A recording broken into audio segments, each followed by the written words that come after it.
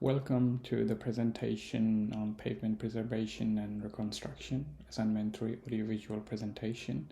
This is Kyo Marma, Senior Engineer, Roads and Structures, City of Sydney Council, Sydney, New South Wales. The objective of the presentation is analysis of the deflection and roughness data, preliminary design based on supplied data, comprehensive whole of life cycle analysis, and any additional investigation in regards to that. Some background information: the design traffic is 3.86 into 10 to the power 6 equivalent standard axles for 20-year. Road is highway. It's a granular pavement surface with 14 by 7 millimeter double spray seal with CBR subgrade 5. Thickness of the wearing course is 14 millimeter by 7 millimeter. Base is 150 mil. CBR 80. Upper subbase is 150 mil. CBR 50. Lower subbase is 150 mil. CBR 10. Air temperature is 33 degrees Celsius, and weighted mean annual pavement temperature is 31 degrees Celsius. So if we go back, 600 is here, between 900 here. It exits. Check the table. This is the typical investigation levels of roughness from off-road guys for freeway, highway, and local roads. For local roads, there's no defined roughness limit. For highway, which has 100 km/h, maximum is 1.9, and the indicative investigation level is 5.3 and 4.2. In our case, this is the row we'll be interested in, where maximum desirable is 1.9 and indicative 6.1 for isolated areas, and when the segment is longer than 500 meter, it should be 5.3. So if we go back, the value 4.3, so that has roughly equates to 80% of the RF values, indicating poor road quality, indicating investigation is required. The data we have is deflection data in inner wheel path and outer wheel path, and there's a curvature data for both inner and outer wheel, and the direction of level in both directions from Roma and Dalby. This is the road section. Dalby is here. The start data to Dalby is here, and end data to Dalby is here, and similarly for the other lane, start data to Roma is on the other side, and end data to Roma on the other side. This is road section 1, and this is another section where the start data to Dalby and end data to Dalby, and start data to Roma and end data to What we mean by visual segmentation is when there's a roughly uniform gradient on the value without any sudden change in direction, we should select those values. So this is a quick value, so we'll be selecting this as roughly as a linear, or between this and that. This is roughly 490 chain meter and 1649. So all these gradual change without sudden peaks and troughs or change in direction sections are selected for analysis. If we go to the outer wheel path, it also has a roughly similar curvature and deflection data with similar peaks and troughs. This is the troughs. We can say this is also Pavement beam adjusted data. Practical purposes. Let's go to another set of data going to Dalby. This is the outer wheel data. Similarly, we can say this has the false peaks and troughs. This is the troughs and this is the peaks. These are the data we need to be aware of to avoid any skewing of data. This is another outer curb Pavement beam adjusted data for the outer wheel going to Dalby. The deflection value is here, and change is roughly to 15 kilometer. We can see similarly the troughs and the peaks, and we have to visually select first and check whether they are eligible to be segmented as a uniform sections. So the uniform we'll be using in our case because we have more than 30 measurements. And also the uniform segmentations is done by visual selection of the segments with relatively uniform gradients, both positive and negative trends. Segmentation of uniform sections are validated when coefficient of variation is less than 25%.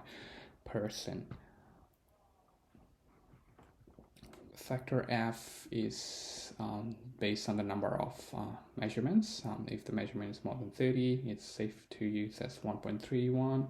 So that's what. Let's have a look into one of the data. This is the analyzed data. So this segmentation between change 368 to 1411 are done based on visual selection, and this segmentation of 7,285 to 8,789 is based on visual. So these are marked in green because we can obviously definitely see it's less than 25%. This is the mean of all the variations, and this is the standard deviation, and coefficient of variation is less than 25, less than 25, less than 25, 25. We could have selected this one, which is roughly close to 25, but for the sake of calculations, we just stick with it. And the characteristics deflection is 0.86 here. This is for the outer wheel data. Inner wheel data, same thing applies. We did the segmentation from 7,391 to 10,704 to Roma, and mean was 0.538, standard deviation 0.138, and coefficient of variation is 25. So characteristics deflection is 0.72, and between section 15 to 208, this is towards Dalby, this is towards Roma. We have to be mindful of the changes. So this change in Roma is actually opposite on the opposite lane, where the Dalby section is 5,254 to 6,607. So this is 27.42. These are the values. The data can be interpreted based on visual segmentation. Mean deflection is calculated for the uniform section. Standard deviation is also calculated for the section. Uniform sections with coefficient of variations less than 25% are highlighted. To do the granular overlay design for those roads, there's a formula that says design deflection equals to 0.731 plus 91.202 n to the power minus 0.3924, n being the design traffic. Or this same value can be calculated from a graph, the design deflection versus design traffic graph. When the characteristics deflection is less than or equal to design deflection, no overlay is required. If see characteristics deflection is more than design deflection, then granular overlay is required to bring down the deflection. So this is the design deflection we've been referring to. This is the design deflection in millimeter, and this is the design traffic. So this graph is valid for traffic 10 to the power 8. Our current traffic, as you can remember, is 3.86 into 10 to the power 6 ESA. So it's somewhere here, and our graph indicates that design deflection is somewhere between 0.9 and 1, so somewhere between 0.95 and such. So since we got the characteristics deflection for each of the uniform sections, for one section if we select the characteristics deflection is 1 point figures, and we can go, and this is the traffic, design traffic to 10 to the power 6 and 5. So our measured traffic should be somewhere between this traffic line and this traffic line. So if we go up to this, for this characteristics deflection, the granular overlay would be more than 140 but less than 160. So for the chain is 368 to 1411, characteristics deflection is 1.45, traffic is 2.86, so the granular overlay selected from the graph is 150 mil. The minimum granular thickness is 100 mil. And we always try to select the higher value, not the lower value. The same CD is less than design deflection, so no overlay is required. Design deflection reduction and mechanistic method can be used to design differently. It has several steps, and the steps varies between granular overlay design and asphalt overlay design.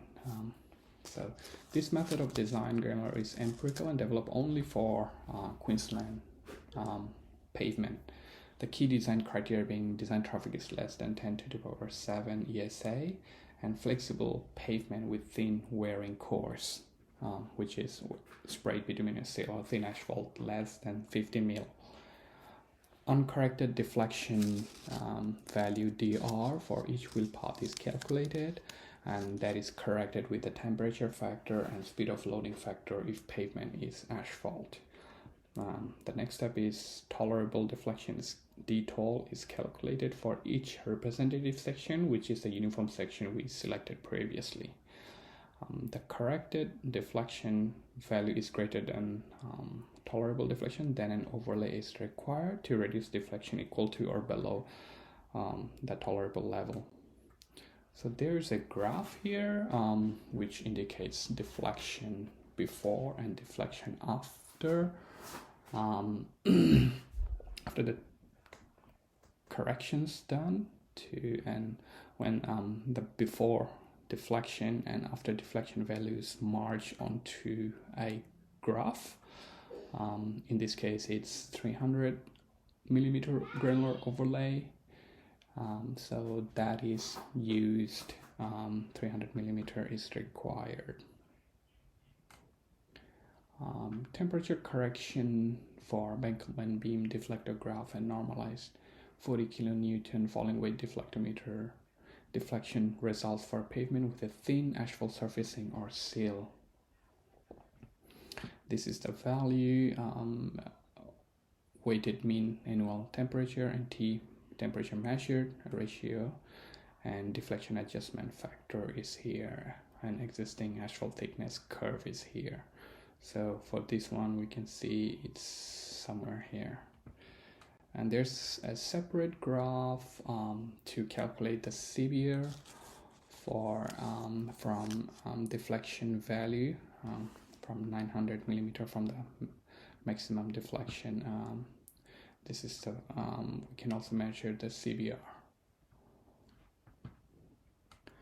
From this graph we can see the design traffic between this figure and this gradual different deflection chart, and we can calculate the maximum deflection, the tolerable deflection to be at this point. This calculation is for the curvature data. We have mean curvature values here, and the standard deviation value is here, and coefficient of variation is 22.95. Maximum deflection is 1 point. So the deflection is 250 mil from the maximum deflection is 0.83, and deflection ratio is D250 by D0, and D900 we can also calculate, and the moisture adjusted D900 value is 0.73. Similarly, it applies to the remaining of the data. Mean curvature data is CFBR 0.19 and 10 percentile corrected deflection is 0.81. This is the inner wheel data. There are 3 sections. It also applies to similarly, and mean curvature data is 0.13 and 0.82.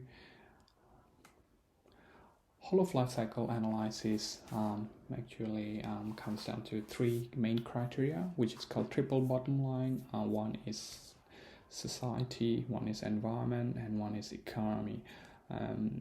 There are a few methods to do the calculations. One is equivalent annual cost, present worth of cost, internal rate of return, cost effectiveness, and benefit cost analysis.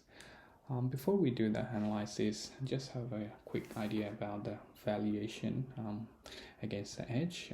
So total life actually consists of age plus remaining service life, and this is the initial value and this is the residual value. So at year 0 initially, when we have the highest asset value, so as the asset ages, if we have an intervention point here, this is the depreciation and this is the current value. So at current value, this is the age.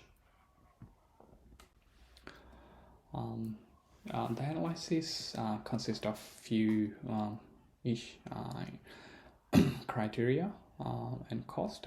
They are age of the road, construction year, pre-construction cost, planning, design, approval, and design and investigation is part of that. Also the initial construction cost and staging cost. If the project is planned over several years, there are some uncertainties involved with the construction and resourcing issues which needs to be considered. Maintenance cost can include incidental charge, shoulder maintenance, age break, etc. Salvage value is at the end of the useful life, what is left and what is the value of that material, and the analysis period is 20 years. Before we do the analysis, there's a simple graph that illustrates the assets deterioration against year and the rating being the condition, 10 being the best and 0 being the worst. So we can see the red deterioration profile goes down. That means there's no maintenance work, and if it is left without any work, it just deteriorates. And the blue line actually indicates the maintenance work or some capital works such as reconstruction or rehabilitation. So when we are intervening at this point with a preservative seal, the degradation curve actually improves and it changes, and still it deteriorates, but deteriorates in a better, comparatively better gradient than the one without the intervention. And we can see each time we do some sort of preservative, it improves, and the curve changes. And this is the point when we do the reconstruction, it has the biggest change in terms of the condition rating. Condition rating was going below 8, and when we do the reconstruction, it goes up to say roughly 9, and it still goes up, and we do crack seal. So through all this maintenance and capital works intervention, we can improve and prolong the asset life up to here rather than being at the bottom here. The whole life cycle for the current granular pavement, theoretically we can assume some routine maintenance may be required, some resealing, some periodic surface treatments and regular inspections, especially around the intersections, because the intersections are the most stressed area where there's stop and go traffic and there's turning traffic. This is the relative cost of different treatments, surface treatment and surface or semi-structural treatment and structural treatment, anything that is but base and below base level and below can be termed as structural, and wearing course is surface treatment. So we can see enrichment such as spray seal has the lowest cost, and asphalt overlay 100 millimeter has the highest expenditure, and this is the cost axis, and this is the rehabilitation.